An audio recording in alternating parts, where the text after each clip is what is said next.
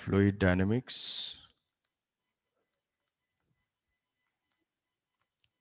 Fluid dynamics, fluid dynamics हम देखेंगे equation of continuity.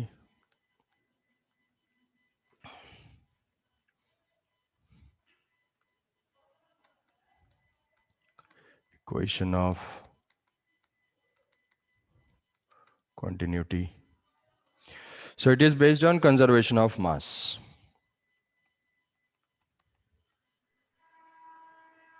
It is based on conservation of mass. Conservation of mass के ऊपर based है कि स्टेडी स्टेट है अगर, और कोई भी ट्यूब है, कोई भी ट्यूब है, तो उसमें जितना मास पर सेकंड एंटर कर रहा होगा, जो भी मास पर सेकंड एंटर कर रहा होगा, 1 kg एंटर कर रहा है पर सेकंड, तो 1 kg ही यहां से एग्जिट करना चाहिए। अदरवाइज मास का कहीं से लॉस हो रहा होगा, लीक हो रहा होगा, तो फिर वो स्टेडी स्टेट नहीं है। कि जैसे मान लो हॉलो पाइप है, हॉलो पाइप में हमने फ्लो स्टार्ट किया, तो मान लो हमने 2 kg यहाँ से रिलीज किया, तो आउटलेट पे हमें 2 kg नहीं मिलेगा, कुछ पार्ट जो है उसी पाइप में रह जाएगा। तो जब वो पाइप कंप्लीटली फिल्ड हो जाएगी लिक्विड से, तब हम जितना यहाँ से रिलीज करेंगे, दूसरे एंड से हमें उतना ही रिसीव होगा। तो बेसिक सा प्रिंसिपल है ये, कंजर्वेशन ऑफ मास के ऊपर बेस्ड है। Incoming mass is equal to outgoing mass, ऐसा बोल सकते हैं। Incoming mass is equal to outgoing mass. ये बेसिक सा प्रिंसिपल है इस पे। अब इसमें 2-3 डक्ट भी हो सकते हैं, 2-3 पाइप्स आपस में कनेक्टेड हो सकते हैं, कहीं से एंटर कर रहा है, कहीं से लीव कर रहा है। तो हमें बेसिकली क्या इक्वेट करना है, इनकमिंग एंड आउटगोइंग को। तो ये सेक्शन है, ये सेक्शन 1 है, और इस सेक्शन 1 पे जो एरिया है वो है A1, वेलोसिटी है V1, और डेंसिटी इसकी कांस्टेंट है, वो है रो। यहाँ से जो है area A2, velocity V2 and density rho. तो इनकमिंग मास कितना है, सपोज कि हमने कोई dt टाइम कंसिडर किया, dt एक स्मॉल टाइम इंटरवल है। तो इस dt टाइम में इस सेक्शन से कितना लिक्विड एंटर करेगा, कितने डिस्टेंस ट्रेवल करेगा, v1 इंटू डी टी। यहाँ से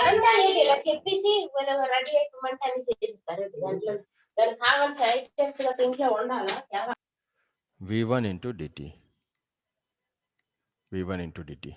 इस एंड से लिक्विड कितना एग्जिट करेगा, that is v2 into D T. ये होगा v2 इंटू डी टी। क्या था, फिर से बोल दीजिए थोड़ा। v2 into D t. यहाँ से लिक्विड अगर एंटर कर रहा है तो कितना लेंथ एंटर करेगा, v1 इंटू डी टी, और दूसरे एंड से v2 into D T. Speed है v1 v2। तो कितना वॉल्यूम एंटर किया, यहाँ से वॉल्यूम कितना एंटर किया, dv। dv is equal to a into length, area into length. कितना लिक्विड का वॉल्यूम होगा, तो a1 v1 into D t. कितना वॉल्यूम आउट हुआ, कितना ये जो है वॉल्यूम इन है, कितना वॉल्यूम आउट हुआ, dv आउट। कितना वॉल्यूम बाहर गया, तो लेंथ तो हमें पता है कि v2 into D T, length बाहर जाएगा, तो ये हो जाएगा a2 v2 into D t. कितना मास इन एंड आउट हुआ, कितना मास इन एंड आउट हुआ, मास जो है dm इन। मास के लिए क्या करेंगे, volume into density, volume into density, तो वॉल्यूम इतना एंटर कर रहा है, तो मास कितना हो जाएगा, rho a1 v1 into D t. और मास आउट कितना है, is equal to rho a2 v2 into D T.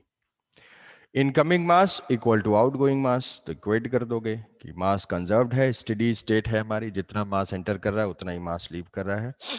तो dm in is equal to dm out, ये इक्वेट कर दिया, तो हो जाएगा rho a1 v1 dt, dt is equal to rho a2 v2 dt।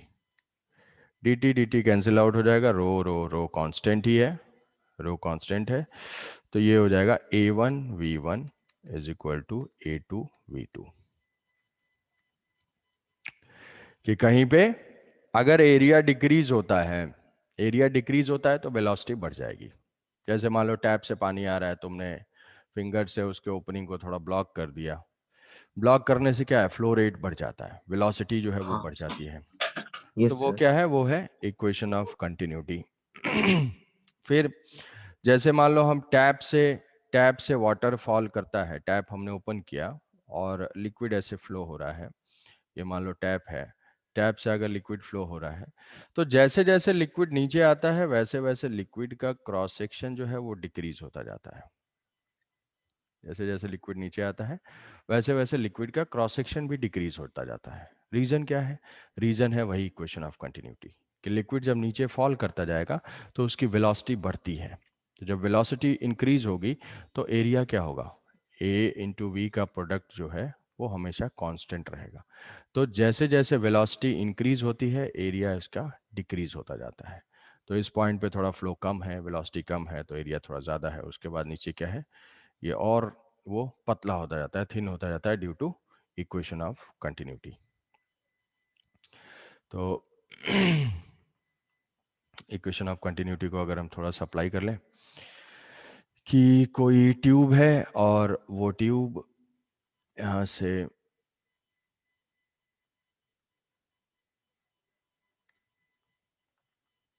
Variable cross section का है, यहाँ पे रेडियस जो है वो r है और यहाँ पे रेडियस r/2 है।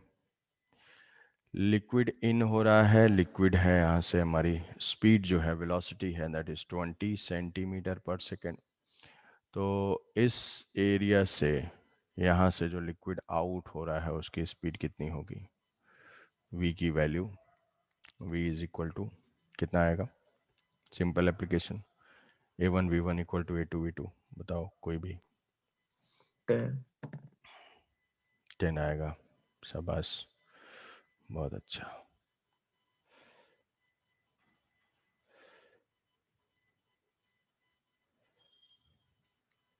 सिंपल नहीं बोलना चाहिए था मुझे इसको, कुछ लोगों के लिए यही मुश्किल है।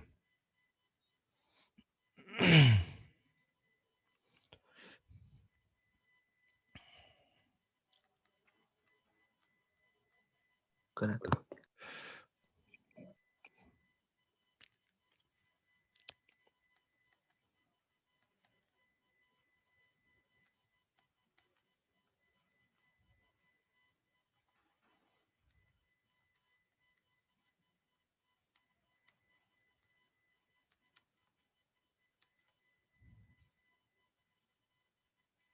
क्या कोई आंसर, कोई आंसर नहीं,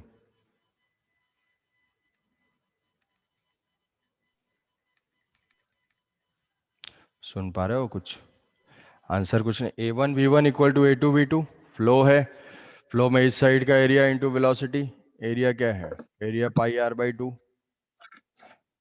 whole square into 20 yes is equal to πr² into v। Sir. तो ये v is equal to 5 20/4, 5 centimetre per second. 5। Yes sir. मान लो ये दो तीन डक्ट है, तीन डक्ट है यहाँ से, तीन डक्ट्स में यहाँ से दो पोर्शन से जो है लिक्विड इन हो रहा है और यहाँ से जो है लिक्विड रिलीज हो रहा है। Find the velocity, find v।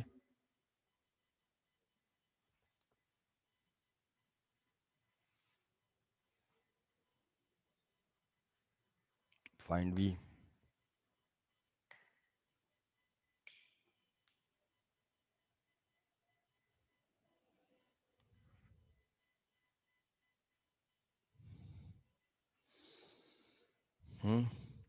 बोलो। सर एक सेकंड। सर जो ये लिख रहे हैं वो एरिया एरिया है। है, एरिया है, यस। और यहाँ का एरिया ए ही है, इस क्रॉस सेक्शन का एरिया, यहाँ पे एरिया ए है। Speed 10 centimetre per second, area 2 है, रेडियस नहीं है एरिया है, रेडियस गिवन होगा तो एरिया πr² कर लेंगे, सर्कुलर है अगर तो।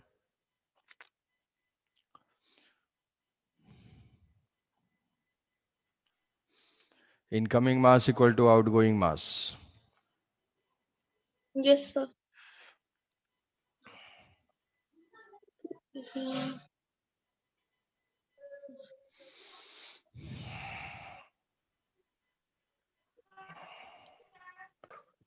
40 centimeter. 40 सेंटीमीटर. तो incoming mass equal to outgoing mass. Incoming basic क्या है कि इनकमिंग मास जहां जहां से भी हो रहा होगा तो incoming mass equal to outgoing mass. तो incoming mass is equal to outgoing mass. Incoming mass कितना है? 10 into 2a. 10 into 2a area given है. और यहाँ से क्या है? यहाँ से भी 20 into a. 20 into a is equal to इस साइड से आउट जा रहा है. आउट जा रहा है तो area into velocity. Area into velocity. Actually हम क्या कर रहे हैं? वॉल्यूम इक्वेट कर रहे हैं. यहाँ पे देखोगे a इंटू वी जो है वो वॉल्यूम है. मास इनकम्प्रेसिबल लिक्विड है अपना, तो डेंसिटी कैंसिल आउट हो गई. इनकम्प्रेसिबल है इसलिए डेंसिटी कैंसिल आउट हो गई. तो अगर हम बोलेंगे कि वॉल्यूम भी सेम होगा, अगर डेंसिटी कांस्टेंट रहेगी तो incoming volume equal to outgoing volume. तो ये इनफैक्ट वॉल्यूम ही है. तो ये हो जाएगा 40a. 40a is equal to a into V. V और a कैंसिल आउट है. v is equal to 40 centimetre per second. तो ये है इक्वेशन ऑफ कंटिन्यूटी जनरल. तो तुम्हें इसमें समझने के लिए ये चीज़ है कि भाई अगर एरिया डिक्रीज होगा तो वेलोसिटी इंक्रीज हो जाएगी. वेलोसिटी अगर डिक्रीज हो रही है मतलब एरिया इंक्रीज हुआ है. तो अगर पाइप थिन होता जाएगा तो उसकी वेलोसिटी बढ़ जाएगी. पाइप अगर ब्रॉड होगा तो उसकी जो है वेलोसिटी इंक्रीज कर जाएगी. तो नेक्स्ट है हमारा बर्नौलीज इक्वेशन.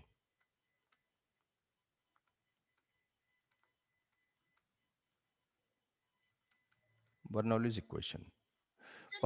इससे ऊपर वाला जो क्वेश्चन था उसका जो आपने सॉल्यूशन दिया एक बार दिखाइए ना.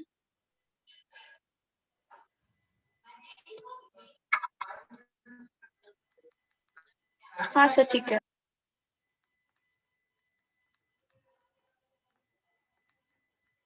It is based on Bernoulli's equation जो है. Bernoulli's equation is based on conservation of energy for ideal fluid. यहाँ पे इसीलिए इसका नाम है Bernoulli's equation. Bernoulli's principle. Bernoulli's law नहीं नाम है इसका. लॉ इन द सेंस होता है क्या कि एप्लीकेबल टू एवरीवेयर. लॉ मतलब कानून सबके लिए बराबर. बट ये क्या है? ये इक्वेशन है, बहुत लिमिटेड एप्लीकेशन है, इसीलिए इक्वेशन है, प्रिंसिपल है. अंडर सर्टेन सर्कमस्टांसेस ही जो है ये चीज वैलिड है.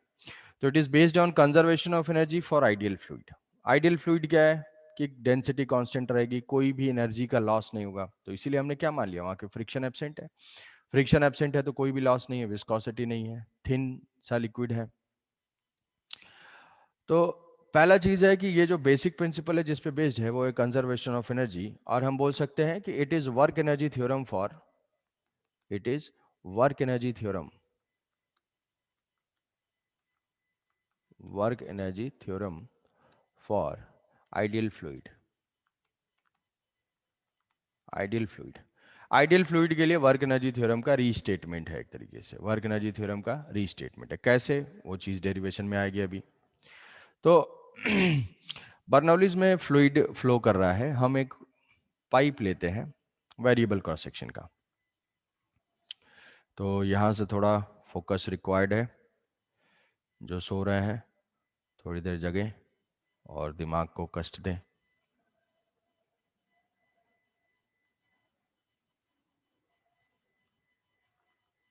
ऐसा जो है कोई पाइप है जिसका क्रॉस सेक्शन एरिया वेरिएबल है. क्रॉस सेक्शन एरिया वेरिएबल है. क्रॉस सेक्शन एरिया वेरी कर रहा है. तो ये है मेरा सेक्शन 1. मैंने यहाँ पे कट कर दिया और यहाँ पे कट कर दिया. इस सेक्शन 1 के बियॉन्ड भी पाइप है. इधर से लिक्विड आ रहा है कहीं से और इसके आगे भी पाइप है, कनेक्टेड है. तो मैंने एक सिस्टम लिया इतना पार्ट ऑफ फ्लूइड. अब इस सिस्टम की कई सारी स्ट्रीम लाइंस होंगी. यहाँ पे स्ट्रीम लाइंस है. यहाँ पे ये जो है एक मैंने स्ट्रीमलाइन ले लिया, सेंट्रल स्ट्रीमलाइन। ये क्या है? ये एक स्ट्रीमलाइन है। इस स्ट्रीमलाइन की जो हाइट है वो कुछ एक रेफरेंस मैंने एज्यूम किया हुआ है। यहाँ पे रेफरेंस हम कहीं पे भी एज्यूम कर सकते हैं, हमारी चॉइस पे है। रेफरेंस के रेस्पेक्ट में स्ट्रीमलाइन की हाइट रिक्वायर्ड होगी। तो यहाँ पे ये इसकी जो हाइट है वो है h1 और इसकी हाइट है h2। फ्लूइड में ये डेरिवेशन ज़रूर याद रखना है, आएगा।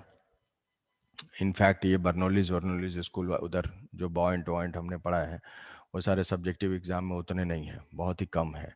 ये बर्नौलीज है, बर्नौलीज का डेरिवेशन है, इक्वेशन ऑफ कंटिन्यूटी है, तो इसको थोड़ा सा प्रैक्टिस करना है। देखो इस सेक्शन 1 पे जो पैरामीटर्स हैं, सेक्शन 1 के पैरामीटर्स P1 प्रेशर है, V1 वेलोसिटी है, क्रॉस सेक्शन एरिया A1 है और डेंसिटी रो है, हाइट H1 है। क्रॉस सेक्शन 2 पे pressure P2, velocity V2, cross section area A2, density rho. तो ये फ्लूइड मूव कर रहा है, मैं इस सेक्शन पे जो सेक्शन 1 एंड 2 के बीच में जो है, सेक्शन 1 एंड 2 के बीच में जितना फ्लूइड है, पूरा एक फ्लूइड यहां से यहां तक लिक्विड पूरा जो है इस पाइप में, उसको मैंने सिस्टम माना और सिस्टम पे मैंने वर्क एनर्जी थ्योरम अप्लाई किया। तो इस पे कौन कौन से फोर्सेस एक्ट कर रहे हैं थोड़ा बताओ, नंबर ऑफ फोर्सेस बताओ सोच के उस एलिमेंट पे। फ्रॉम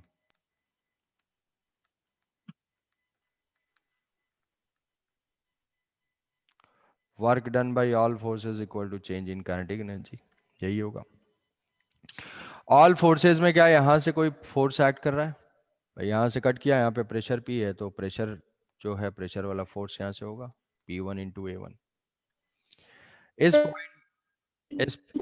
इस पॉइंट का जो सरफेस है वहां से क्या होगा, इधर भी लिक्विड होगा, तो प्रेशर क्या होगा इसके ऊपर, मुझे कंप्रेसिव P2 इंटू A2, यहाँ का फ्लो ऐसे P2 इंटू A2। प्रेशर हुआ, जो ट्यूब है ट्यूब के कांटेक्ट में है, तो ट्यूब का कांटेक्ट ग्रेविटी, हाँ बिल्कुल। और जो ट्यूब है, ट्यूब के जो वॉल है, वॉल भी फोर्स अप्लाई कर रहा होगा चारों तरफ से, वॉल भी इसका फोर्स अप्लाई कर रहा होगा ऐसे ऐसे ऐसे। तो वॉल का नॉर्मल रिएक्शन है, फ्लूइड का प्रेशर है और ग्रेविटी है। तो work done by all forces, friction वगैरह कुछ नहीं है। कौन कौन सा होगा? Work done by pressure plus work done by gravity plus work done by normal reaction is equal to delta K. ठीक है, सर वो नॉर्मल कहाँ पर? ट्यूब से यहाँ से ट्यूब के वॉल वाटर पर, ओके। वाटर के ऊपर। अब ये मानो कि कुछ टाइम के बाद, dt टाइम के बाद हम देखते हैं कि थोड़ा सा dt टाइम हुआ, अगर dt टाइम में कितना डिस्प्लेसमेंट हुआ यहाँ से।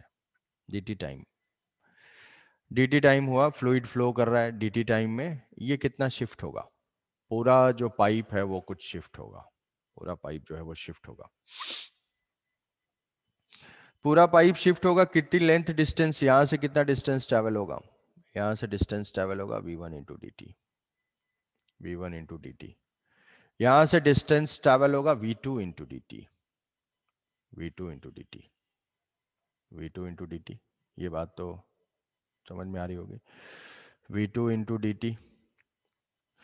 तो वर्क डन बाई प्रेशर अगर मैं देखूंगा, वर्क डन बाई प्रेशर का वर्क डन क्या हो जाएगा, इस साइड से प्रेशर का वर्क डन लिक्विड के ऊपर पॉजिटिव है, इस साइड से प्रेशर का वर्क डन लिक्विड के ऊपर पॉजिटिव है, जिधर फोर्स उधर ही डिस्प्लेसमेंट, P1 का वर्क पॉजिटिव है। Yes sir.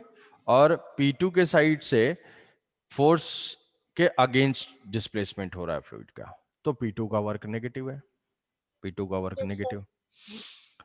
तो अब यहाँ पे वर्क डन बाई प्रेशर में मैं लिखूंगा P1 A1 V1 dt minus P2 A2 V2 dt। जो लोग नींद में है भाई समझे, नींद वाले सर एक बार फिर से। हाँ, इस साइड से प्रेशर का वर्क पॉजिटिव है, इस साइड से प्रेशर का वर्क नेगेटिव है, क्योंकि जिधर प्रेशर है उसके अगेंस्ट में डिस्प्लेसमेंट है।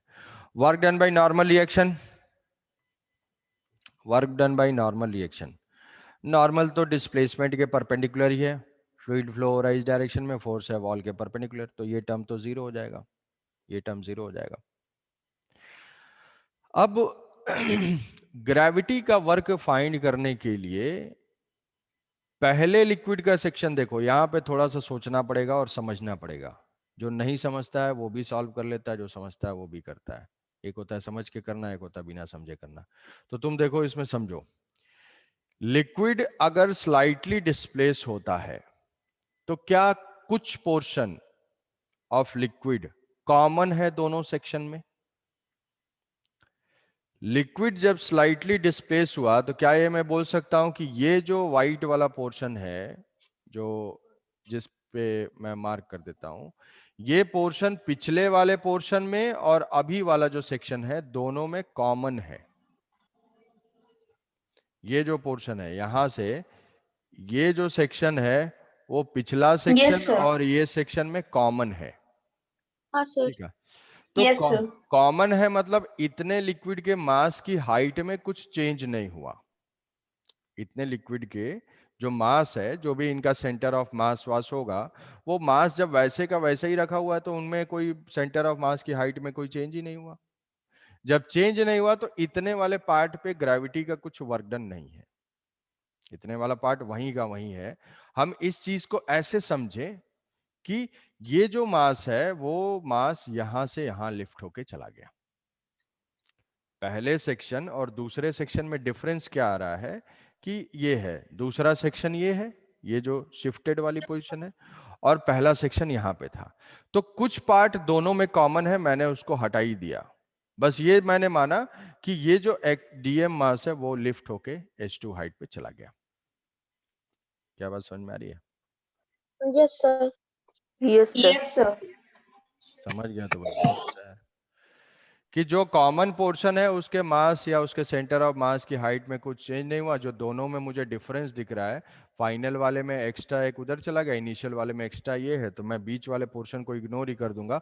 मैं मानूंगा कि डीएम मास यहाँ से लिफ्ट होके वहां चला गया है। क्या ऐसा हुआ है? ऐसा हुआ नहीं है, बट हम उसको समझ रहे हैं कि भाई चेंज जब उतना ही है तो उतने पे ही ग्रेविटी का वर्क डन है।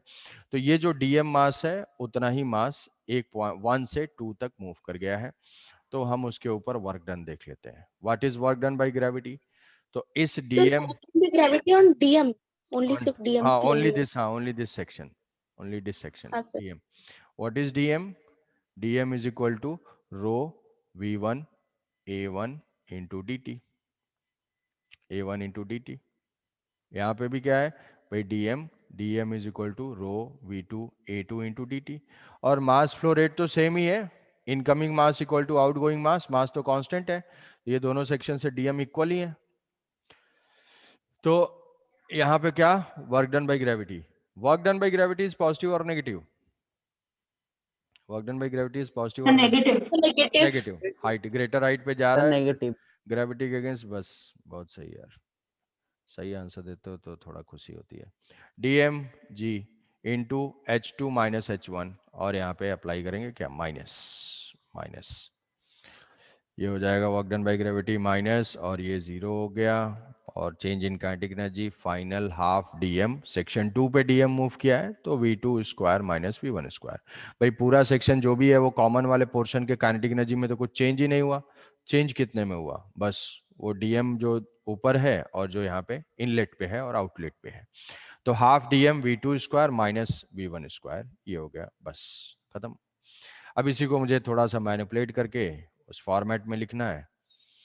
तो डीएम को ऐसे देख लेंगे हम, ये जो क्या है, ये वॉल्यूम इनलेट है, वॉल्यूम का इनलेट है A1 V1 into D T, volume dV। तो यहाँ से लिख लेंगे P1 into D V minus P2 into D V minus DM G H2 minus H1 is equal to half DM V2 square minus V1 square. Will divide with dv, dv same है, dv से हम divide कर देंगे both side, so this equation is p1 minus p2 minus dm by dv, dm by dv is equal to h2 minus h1 is equal to half dm by dv. dm by dv क्या भाई? Volume, मास पर into volume. क्या इसको कुछ बोलते हैं? हाँ, इसको हम डेंसिटी बोलते हैं। तो ये हो जाएगा रो।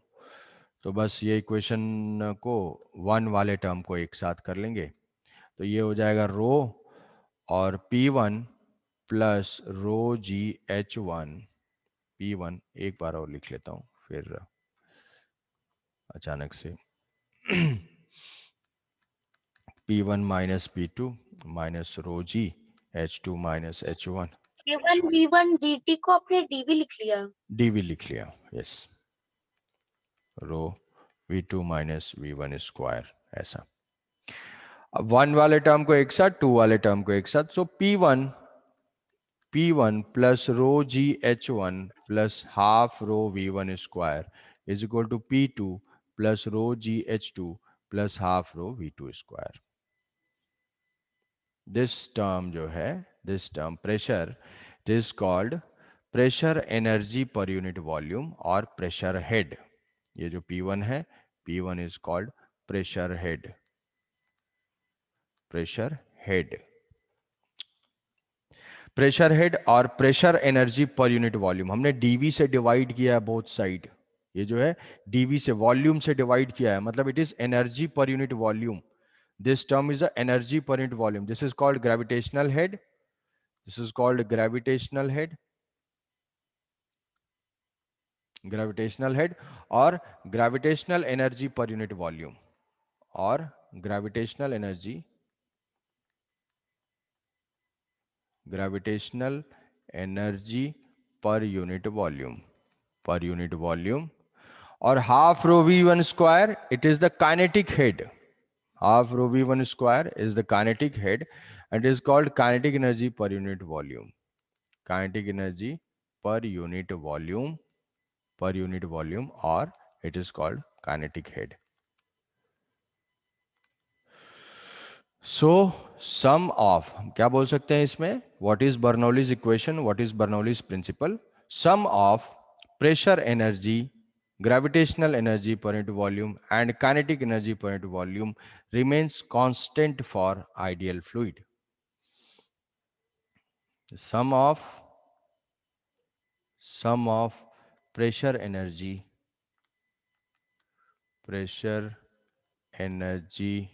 per unit volume, kinetic energy per gravitational energy per unit volume, gravitational energy पर यूनिट वॉल्यूम क्यों बोला जा रहा है या प्रेशर एंड हेड या ग्रेविटेशनल हेड या काइनेटिक हेड करके? Kinetic energy per unit volume remains constant for ideal fluid. Ideal fluid की जो टोटल एनर्जी है वो कांस्टेंट रहती है। अब देखो, तो ये है Bernoulli's principle, this is Bernoulli's principle और बर्नौलीज इक्वेशन कि what is Bernoulli's principle. Bernoulli's principle states that sum of pressure energy per unit volume, gravitational energy per unit volume and kinetic energy per unit volume of an ideal liquid remains constant for ideal fluid. अब head का sense ये होता है ना कि हमेशा head मतलब होता है कॉलम, ठीक है। ये भी क्या है, एक तरह से तो प्रेशर ही है ना। प्रेशर का मतलब हम हमेशा लिक्विड कॉलम के टर्म्स में देखते हैं, तो उसको लिक्विड हेड बोलते हैं उस चीज को, कि जैसे 76 सेंटीमीटर ऑफ मरकरी या 76 सेंटीमीटर ऑफ मरकरी हेड, कि हेड का सेंस जो है वो प्रेशर के टर्म्स में, क्योंकि डायमेंशनली तो हम उसी में ऐड करेंगे ना भाई, प्रिंसिपल यस ऑफ होमोजेनिटी से हम सेम टाइप के टर्म्स को ऐड कर सकते हैं। तो ये रो जी एच देखो, ये भी प्रेशर ही है, ये भी जो है प्रेशर है। Yes sir.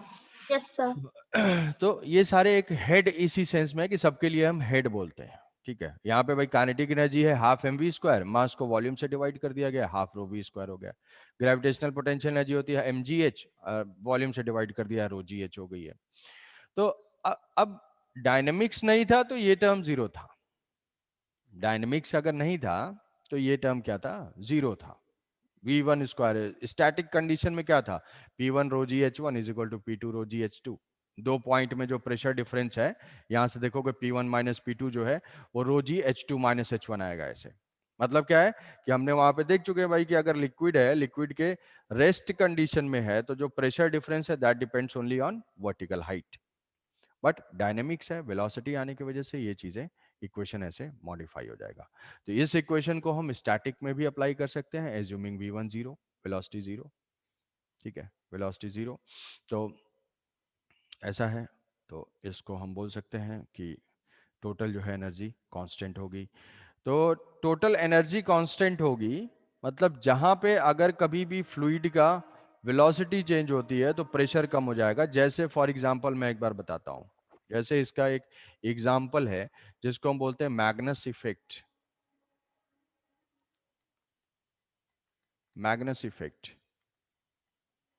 मैग्नस इफेक्ट क्या होता है, मैग्नस इफेक्ट जो कि स्विंग ऑफ बॉल्स, स्विंग जो है, बॉल जो स्विंग करती है वो इसी बर्नौलीज प्रिंसिपल के ऊपर डिपेंडेंट है। कैसे कि जब बॉल को यहाँ पे किसी ने फ्लूइड में, फ्लूइड मतलब एयर में या किसी लिक्विड में भी हो सकता है, हालांकि वो क्रिकेट बॉल के टर्म्स में अगर हम सोचेंगे तो एयर में ही होगा।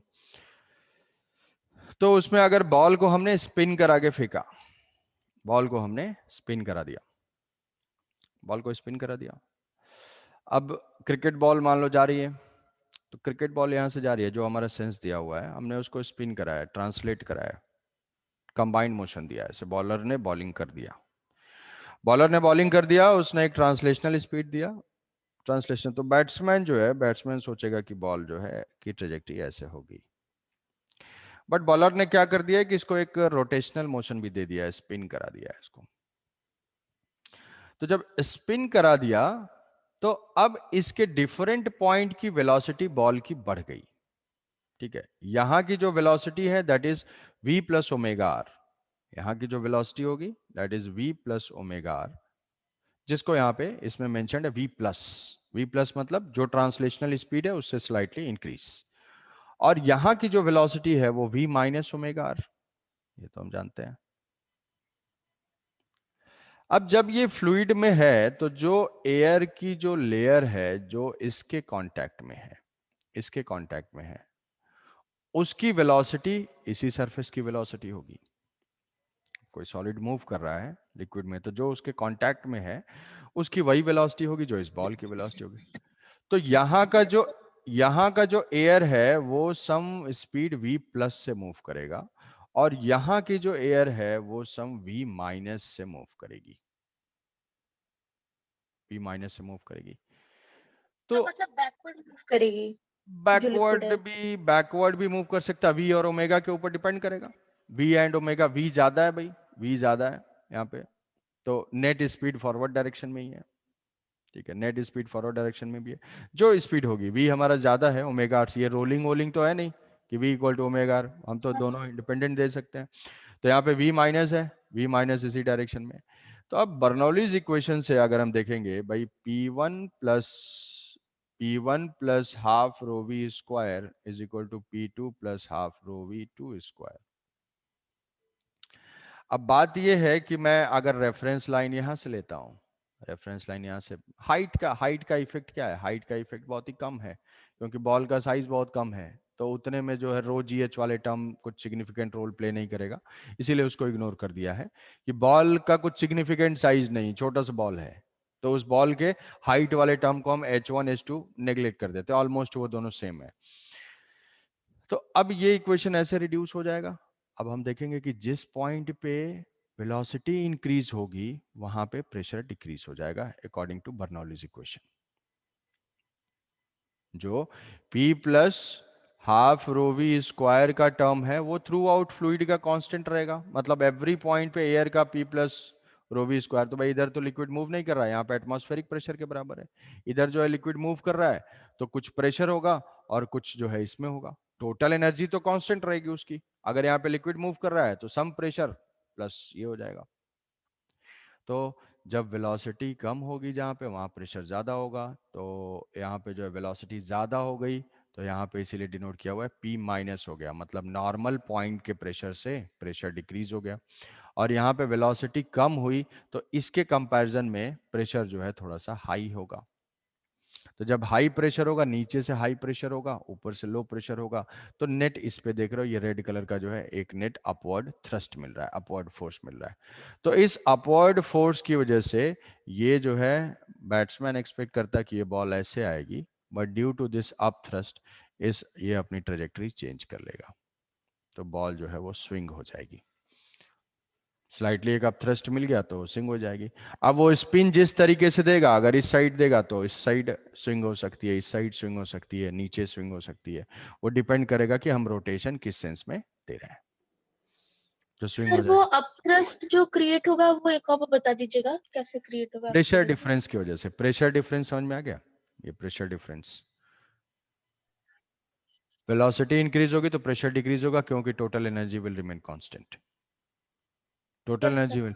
टोटल एनर्जी, तो जहां पे वेलोसिटी की वैल्यू ज्यादा होगी वहां पे प्रेशर की वैल्यू कम होगी, प्रेशर की वैल्यू कम होगी। तो जहां प्रेशर की वैल्यू कम होगी तो क्या होगा, यहाँ पे, यहाँ V प्लस है, वेलोसिटी नॉर्मल से ज्यादा है तो प्रेशर कम हो गया, यहाँ वेलोसिटी नॉर्मल से कम है तो प्रेशर इंक्रीज हो गया। तो बॉल में नीचे से प्रेशर ज्यादा है, ऊपर से प्रेशर कम है, तो नेट इसको एक अपवर्ड डायरेक्शन में अप थ्रस्ट मिलेगा, तो बॉल का जो है स्विंग हो जाएगा। ठीक है। Yes, sir. सेम सेम चीज जो है, सेम चीज अगर एनसीईआरटी पढ़ोगे तो उसमें तुम्हें मिलेगा कि heart attack, heart attack heart attack जो भी है, हार्ट अटैक भी हम बर्नौलीज प्रिंसिपल से उसको एक्सप्लेन कर सकते हैं। बर्नौलीज प्रिंसिपल से कैसे एक्सप्लेन कर सकते हैं कि भाई, अब बायोलॉजी रिलेटेड जो टर्म है उसमें तुम ज़्यादा जानकार होगे मेरे से, कि ब्लड फ्लो जो हो रहा है, जो भी आर्टरीज वेन, तो आर्टरीज में से ब्लड हार्ट से जो है वो आर्टरीज में जाता है, आई थिंक ये सही होगा। तो आर्टरीज आर्टरीज आर्टरीज में ब्लड फ्लो हो रहा है, अगर आर्टरीज जो है वो due to fat, due to cholesterol, जिसके वजह से भी अगर वो आर्टरीज ब्लॉक होती हैं, अगर आर्टरीज ब्लॉक होती हैं, तो उन आर्टरीज में जब लिक्विड यहां से फ्लो, ब्लड फ्लो कर रहा होगा, तो ब्लड फ्लो करेगा तो क्या होगा, यहाँ पे एक इक्वेशन ऑफ कंटिन्यूटी से वेलोसिटी इंक्रीज हो जाएगी। इस पॉइंट पे एरिया डिक्रीज हुआ, एरिया डिक्रीज होने की वजह से एरिया जो है इसका कम हो चुका आर्टरीज का, तो एरिया डिक्रीज होगा तो वॉल्यूम, सॉरी, वेलोसिटी इंक्रीज करेगी। तो जब वेलोसिटी इंक्रीज करेगी तो इस पॉइंट पे जो नॉर्मल पॉइंट से प्रेशर है वो कम हो जाएगा। वेलोसिटी इंक्रीज होगी तो प्रेशर जो है इसका डिक्रीज हो जाएगा। क्यों? P plus rho G H plus half rho V square constant, velocity will increase then pressure will decrease, क्योंकि टोटल एनर्जी कांस्टेंट रहनी है।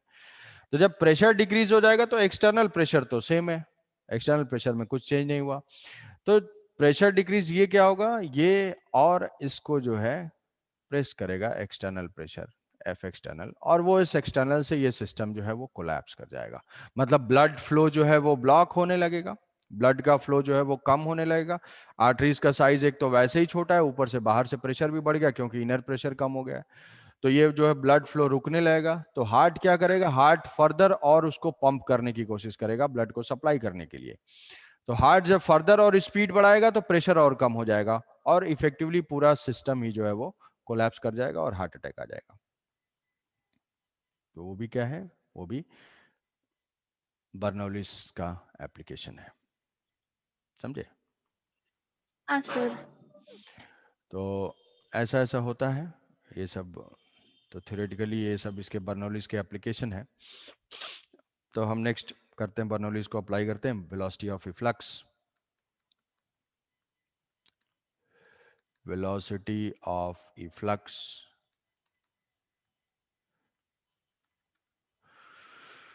वेलोसिटी ऑफ इफ्लक्स मतलब यहाँ पे कोई, सर आपने कहा था कि प्रेशर जब डिक्रीज होता है तो फ्लो मतलब अमाउंट ऑफ फ्लो जो होता है ब्लड का वो डिक्रीज हो जाता है।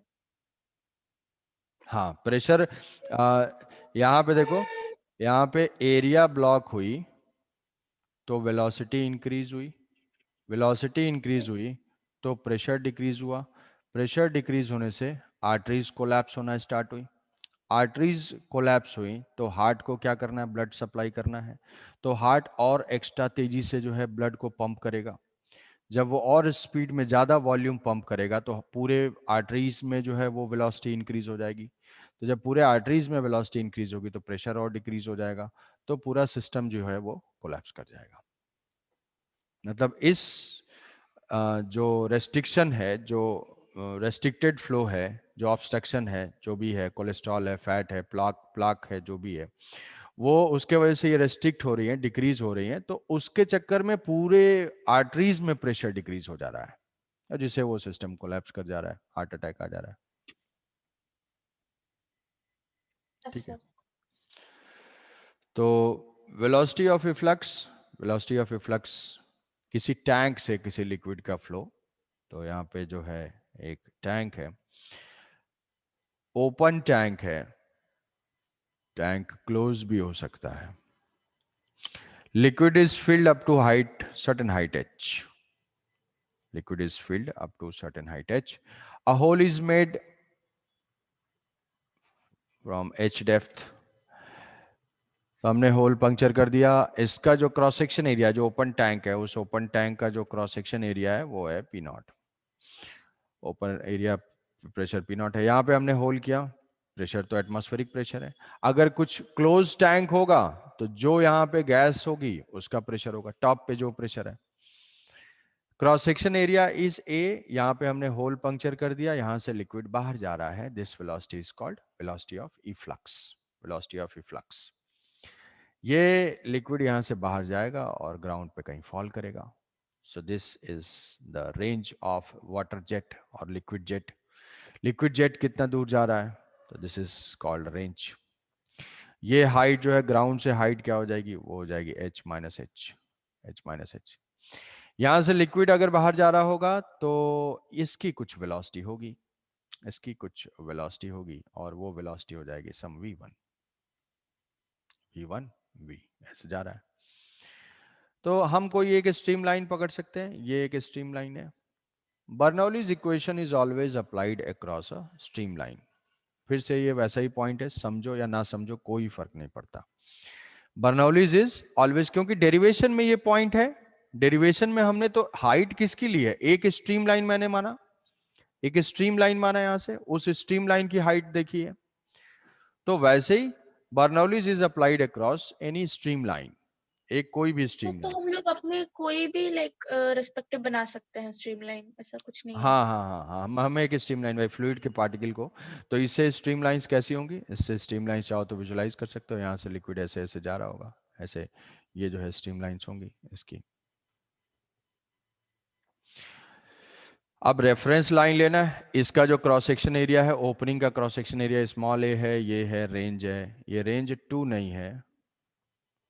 कहीं जागेंगे अचानक से, सर ये क्या है, ये 2 कैसे हो गया, question mark, question mark. P not A V है ये। तो यहां से वेलोसिटी गई, पार्टी वाटर जेट स्ट्राइक कर रहा है, खत्म। डेंसिटी रो है, डेंसिटी रो है। तो मैंने 2 पॉइंट सेलेक्ट किए स्ट्रीम लाइन पे, एक just outside the hole and just top surface. अब मुझे, अच्छा ठीक है, बर्नौलीज अप्लाई करने से पहले रेफरेंस भी चाहिए, तो रेफरेंस मैं ले लेता हूं इसी होल के ही लेवल में। रेफरेंस मेरी चॉइस पे है, कहीं पे भी ले सकता हूं। होल पे क्यों लिया, क्योंकि कम से कम एक जगह तो हाइट नहीं लिखना पड़ेगा, एक जगह तो h0 हो जाएगा। तो Bernoulli's eight top, applying Bernoulli's equation from Bernoulli's principle,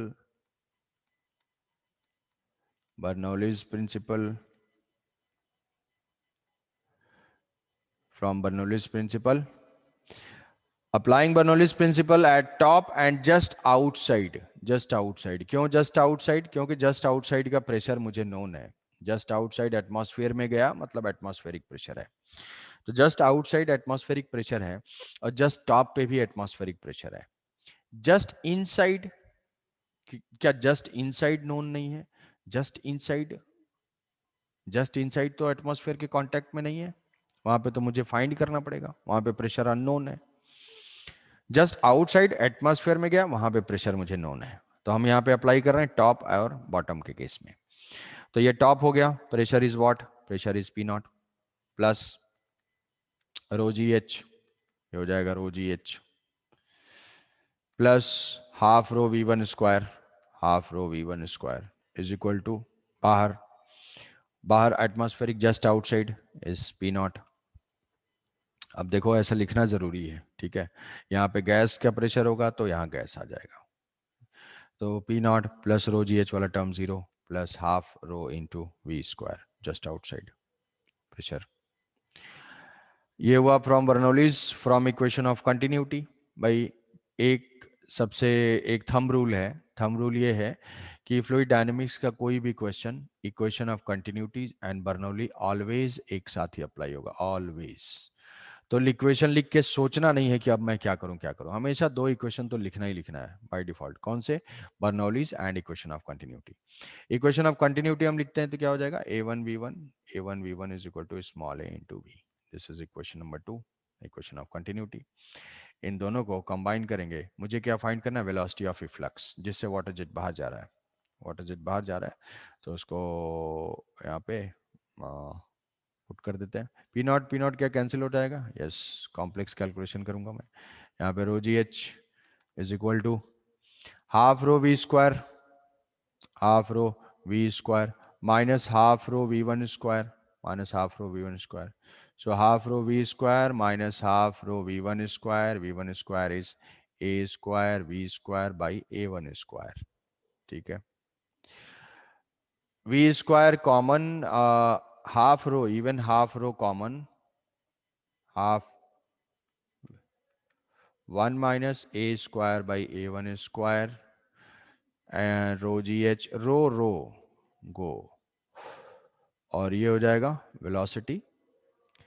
ऐसा कर देते हैं, ये a1 अच्छा नहीं लग रहा है, क्या जरूरत है, a1 a2 तो है नहीं, तो इसको a ही रख देते हैं, small A and capital A, small A and capital A, small A and capital A, तो A small A and capital A रहेगा, कैपिटल ए है, ठीक है। तो ये हो जाएगा, सेकंड इक्वेशन वो लिखे है वो क्या है? कौन सा? Equation of second continue, equation equation of continuity. Sir V1 को कैसे चेंज किए? v1 is equal to this from equation of continuity, yes equation of continuity, equation of continuity।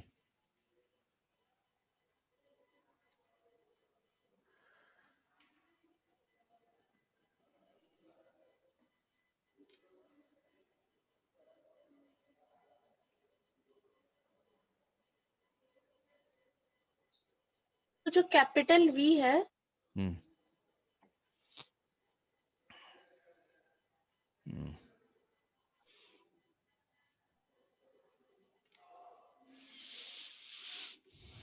Hmm, sir वो जो कैपिटल V है वो final velocity होगा। हाँ हाँ, जो v है वो ठीक है। फाइनल स्पीड हो जाएगी। So v is equal to √2gh, √2gh divided by 1 minus a square by a square,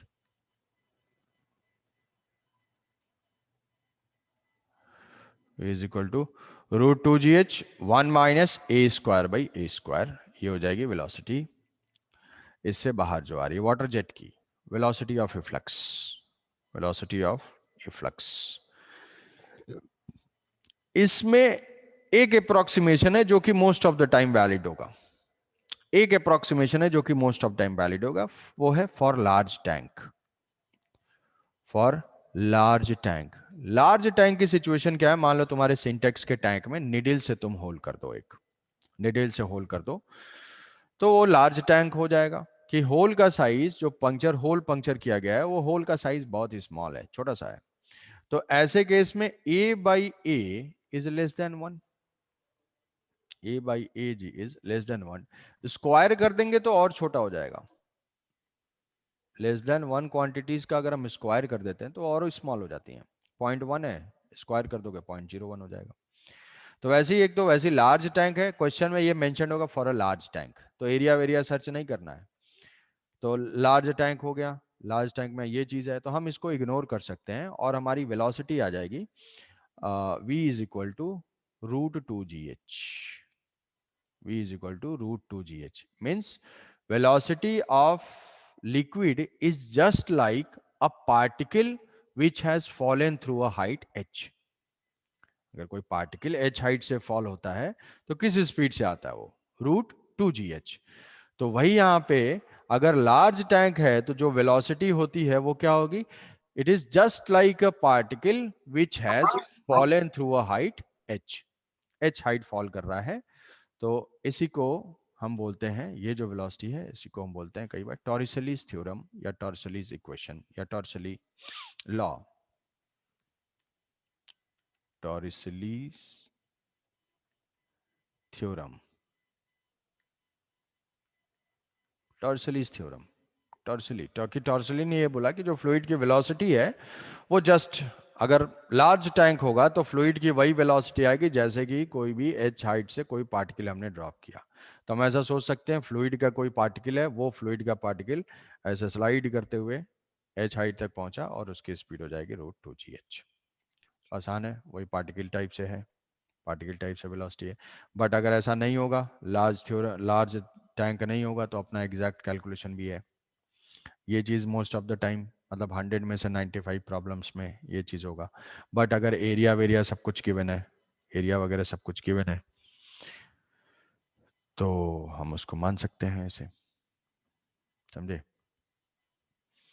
तो अब ये रेंज वगैरह में फाइंड करना है, रेंज फाइंड करना है, मैक्सिमम रेंज क्या है, फोर्स क्या है, ये सारा कैलकुलेशन हम लोग नेक्स्ट क्लास में करेंगे।